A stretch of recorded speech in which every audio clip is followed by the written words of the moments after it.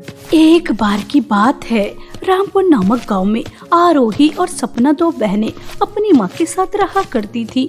कुछ समय पहले ही दोनों के पिता की एक गंभीर बीमारी के चलते मृत्यु हो जाती है।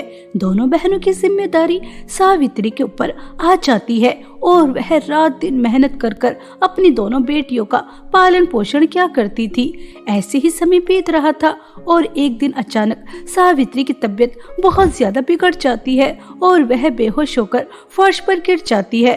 अपनी माँ को ऐसा देख दोनों बहनों के पैरों तले जमीन खिसक जाती है और वह अपनी माँ को होश में लेकर आती हैं। बेटा, मुझे अब नहीं लगता मैं और जी पाऊंगी। मेरा तुम्हारे पापा के पास जाने का समय आ गया। आरोही बेटा, मेरे जाने के बाद तुमसे यह घर भी छिन जाएगा और तुम्हारे पास खाने पीने का कोई और साधन नहीं है। इसलिए बेटा, तुम अपने चाचा किशोर दास के घर चली जाना। तुम्हारे चाचा तो अच्छे हैं, लेकिन चाची थोड़ी गुस्से की तेज है। उनका गुस्सा बर्दाश्त कर लेना। अब एकमात्र सहारा वही घर है तुम्हारा। मुझे माफ कर देना मेरी प्यारी बच्चियों। नहीं नहीं माँ, आपको कुछ भी नहीं होगा। आप बहुत जल्दी ठीक हो जाएंगे। देखना, हम दोनों बहन आपको कुछ नहीं होने देंगे। आप हमारे साथ हमेशा रहेंगे। माँ माँ, अपनी आंखें खोलो। अभी तो आप हमसे बातें कर रही थी, अचानक आपने अपनी आंखें बंद क्यों कर ली? माँ माँ, अपनी आंखें तो खोलो। कृपया करके हमारी बात तो सुनो माँ। दोनों बहनें बहुत ही ज्यादा फूट फूट कर रोती हैं और कुछ समय बाद अपनी माँ का दाह संस्कार कर देती हैं और अपनी माँ की आखिरी ख्वाहिश सोचकर अपने चाचा चाची के घर चली जाती हैं। दोनों बहनों को देखकर चाची सुमन आग बबूला हो जाती हैं और वह दोनों बहनों को जोर से थप्पड़ मारकर कहती हैं, तुम दोनों गरीब मनहूस बहनों की मेरे महल जैसे घर में पैर रखने की हिम्मत कैसे हुई? तुमसे हमने सारे रिश्ते नाते तोड़ दिए थे। तुम जैसे गरीबों से हमें कोई रिश्तेदारी नहीं रखनी। सारा घर गंदा कर दिया। अभी इसे अच्छी तरह से पवित्र करवाना पड़ेगा। जाओ, निकलो यहाँ से अपनी मनहूस शक्ल लेकर। पता नहीं कहाँ से आ गए गरीब। चाची जी, हम दोनों अनाथ बहनें कहाँ जाएंगे? आपका ही तो सहारा है। हमें अपने घर में रहने की थोड़ी सी जगह दे दीजिए। सुमन, अब इतनी भी कठोर मत बनो। यह दोनों बेचारी अब कहाँ जाएंगी? सुमन अपने पति की बात मान जाती है और दोनों बहनों को अपने घर में रख लेती है, लेकिन सिर्फ एक नौकरानी बनाकर दोनों बहनों से गधों की तरह काम करवाती। जब दिल में आता तो बेरहमी से उनकी पिटाई भी कर दिया करती थी और खाने के नाम पर तो रूखा सूखा देती थी और पहनने के लिए फटे पुराने कपड़े। दोनों बहनें अपनी किस्मत समझकर इतनी अत्याचार वाली जिंदगी अपनी चाची के घर में व्यतीत कर रही थी। ऐसे ही एक दिन सुमन दोनों बहनों से बहुत ही ज्यादा काम करवाने के बाद सड़ा हुआ खाना देती है। दीदी दीदी, खाने में से तो बदबू आ रही है। दीदी, चाची ने सही कहा था कि वो हमारी नानी याद दिला देंगी। देखो तो आज हमसे कितना ज्यादा काम कराया और फिर भी क्या दिया? सड़ा हुआ खाना। मेरा शरीर दर्द के मारे दुख रहा है। भूख भी बहुत ज्यादा तेज लग रही है। दीदी, जिस तरह से चाची के बच्चे स्कूल जाते हैं, इसी तरह मैं भी जाना चाहती हूँ और पढ़ लिख कर कुछ बनना चाहती हूँ ताकि हम एक अच्छी जिंदगी व्यतीत कर सके। सपना, मेरी प्यारी बहन, यह सपना बहुत अच्छा है, लेकिन यह सपना सपना ही रहेगा। चाची तुम्हें कभी पढ़ने की परमिशन नहीं देंगी। वो हमें नौकर मानती हैं। फिर तुम ही बताओ, वो तुम्हें स्कूल कैसे जाने देंगी? और आज तो देखो, उन्होंने हद ही पार कर दी। सड़ा हुआ खाना दिया है, वो भी 2 दिन बाद। अब तुम ही बताओ कि तुम स्कूल कैसे जाओगी? आरोही और सपना आपस में बातें कर ही रही थी कि तभी वहाँ सुमन आ जाती है और वह आरोही को जोर से थप्पड़ मारकर कहती है, मनहूस आरोही बच्ची, मैंने तुझसे अदरक वाली चाय मांगी थी कि मेरे सर में दर्द हो रहा है, लेकिन तुम दोनों मनहूसों को तो समय पर खाना मिल जाता है, काम वाम तो कुछ करना पड़ता नहीं है। बस 24 घंटे बैठ जाती हैं और गप्पे लड़ाती रहती हैं। चाची जी, माफ कर दीजिए, मेरे दिमाग से निकल गया। बस मुझे 10 मिनट दीजिए, मैं अभी फटाफट आपके लिए अदरक वाली चाय बना के लेकर आती हूँ। ऐसा कहकर बेचारी आरोही जल्दी से अपनी चाची के लिए गर्मा गर्म चाय बनाती है और उनके रूम में लेकर जाती है और उनसे बहुत हिम्मत कर सपना की पढ़ाई के बारे में बात करती है। चाची जी, मैं आपका कोई भी काम करने के लिए तैयार हूँ। आपकी कोई भी गुलामी, कोई भी अत्याचार सहने के लिए तैयार हूँ, लेकिन मेरी आपसे हाथ जोड़कर एक विनती है, कृपया करके सपना का सरकारी ही स्कूल में एडमिशन करवा दो। जब माँ जिंदा थी तो हम दोनों बहन सरकारी स्कूल में जाया करते थे। उसे पढ़ने का बहुत शौक है। आरोही के इतना कहते ही सुमन आग बबूला हो जाती है और वह गर्मा गर्म चाय की प्याली आरोही के ऊपर फेंक देती है, जिस वजह से उसका हाथ पूरी तरह से जल जाता है और वह उसी हाथ को मोड़कर उससे कहती है, मनहूस, तेरी बहन को पढ़ लिखकर कौन सा कलेक्टर बन जाना है, रहेगी तो वो फिर भी मेरे घर की नौकरानी ही। आज तो तूने मेरे सामने ऐसी बात कर दी है, अगर तूने मेरे सामने स्कूल जाने की बात की तो फिर तुम दोनों बहनों को अपने घर से धक्के मारकर 1 मिनट में निकाल दूंगी, फिर रहना सड़क पर भीख मांगते हुए। मैंने तुम्हें अपने घर में रहने के लिए जगह दी है, तुम्हारे लिए काफी नहीं है? महारानी की बहन को स्कूल जाना है, अब जा यहाँ से। मनहूस, सारा मूड खराब कर दिया। बेचारी आरोही रोते हुए अपनी चाची के पास से आ जाती है। तभी सपना अपनी बहन के लिए हल्दी का लेप लेकर आती है और कहती है, दीदी मुझे माफ कर दो, यह सब कुछ मेरी वजह से हुआ है।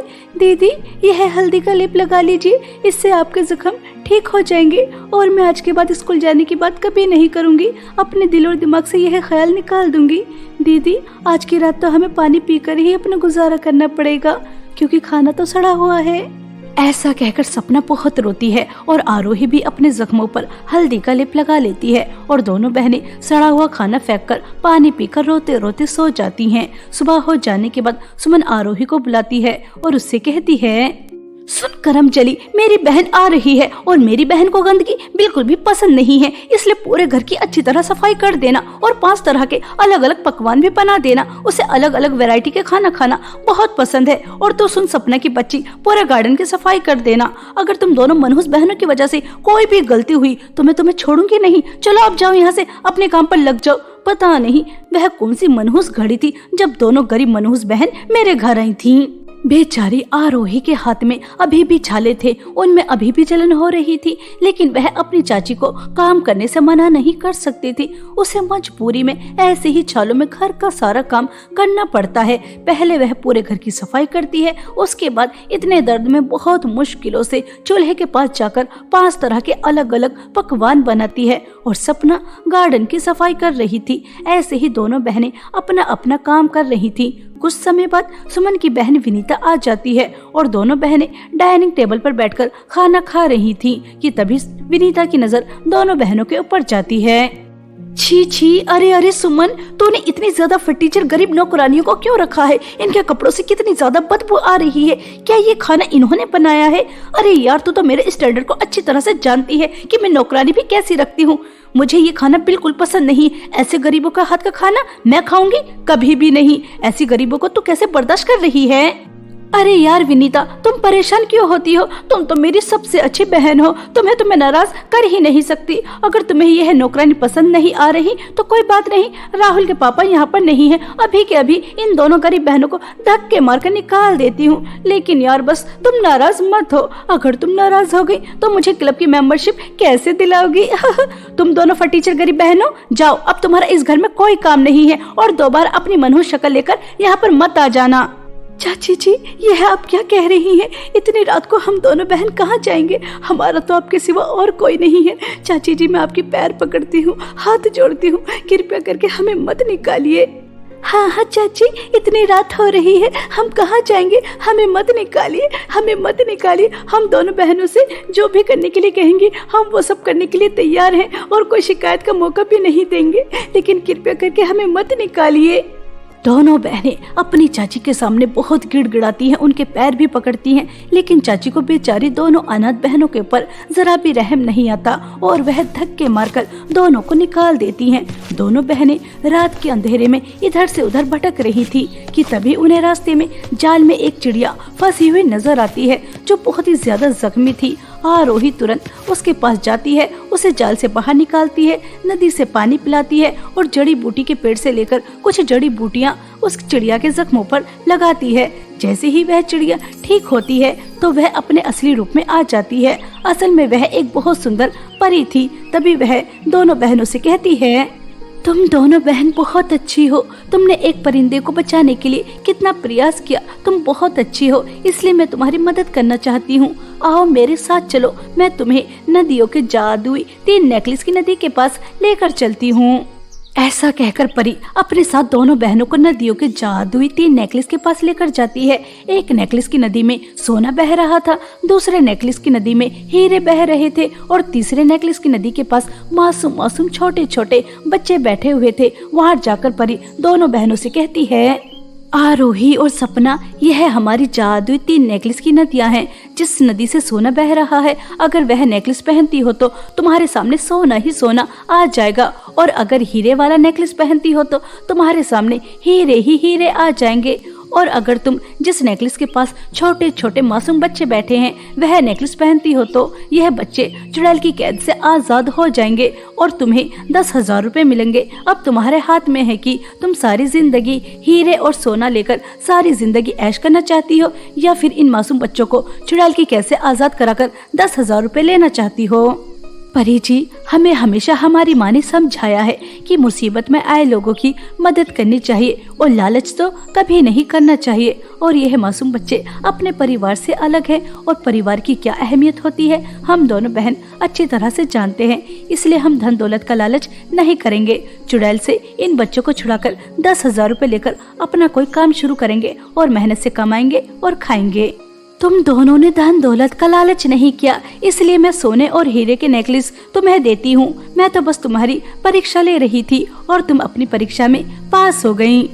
सपना और आरोही परी को धन्यवाद कहकर सोने और हीरे के नेकलेस लेकर आ जाती हैं, जिनकी मदद से दोनों बहनों के पास बहुत सारी धन दौलत आ जाती है। दोनों बहन महल में एक महारानी वाली जिंदगी व्यतीत कर रही थीं और वह गांव के बहुत बड़े स्कूल में पढ़ने भी जाने लगती हैं। अब उनकी जिंदगी में किसी चीज की कोई कमी नहीं थी, लेकिन जब इस बात की खबर सुमन को लगती है तो वह आग बबूला हो जाती है। मेरे घर में सड़ा हुआ खाना खाने वाली मामूली सी नौकरानी आज महल जैसे घर में रह रही हैं और इतने बड़े स्कूल में पढ़ने भी जा रही हैं। ऐसा कैसे हो सकता है? और गांव के गरीब लोगों को तो सोना और हीरे तो ऐसे बांट रही हैं जैसे किसी सुनहर की बेटियां हों। पता तो लगा नहीं होगा आखिर क्या गड़बड़ है। ऐसा सोचकर सुमन दोनों बहनों के ऊपर नजर रखने लगती है और एक दिन जब दोनों बहनें नदियों के जादुई 3 नेकलेस के बारे में बात कर रही थीं, तो उसी समय उसे पता चल जाता है कि काली पहाड़ी के पीछे परी के जादुई नदियों के 3 नेकलेस हैं और सुमन अपनी बहन विनीता के साथ नदियों के जादुई नेकलेस के पास पहुंच जाती है। दोनों बहनें लालची थीं। परी, हम बच्चों की मदद क्यों करेंगे? हमारी बला से चुड़ैल इन्हें पकाकर खा जाए, हम इनकी मदद नहीं करेंगे। इनकी मदद करने के चक्कर में क्या हम सोने और हीरे के नेकलेस ले जाना छोड़ देंगे? नहीं नहीं, ऐसा कभी नहीं होगा। हमें तो सोने और हीरे के नेकलेस चाहिए जिनकी मदद से हम माला माल हो जाएंगे, हम बहुत ज्यादा अमीर हो जाएंगे। हमें नहीं करनी किसी की भी मदद। क्यों विनीता, सही कह रही हूँ ना? दोनों बहनें धन दौलत का लालच करती हैं और वह सोने और हीरे की नदियों के जैसे ही नेकलेस पहनती हैं तो वह उसी नदी में डूबकर बहुत दूर चली जाती हैं और कभी वापस नहीं आती। इस तरह सुमन और विनीता को उनके लालच और बुरे कर्मों की सजा मिल जाती है। और वहीं दूसरी तरफ आरोही और सपना अपने अच्छे स्वभाव और उन्होंने लालच नहीं किया था, इसलिए वह एक हंसी खुशी जीवन व्यतीत करती हैं।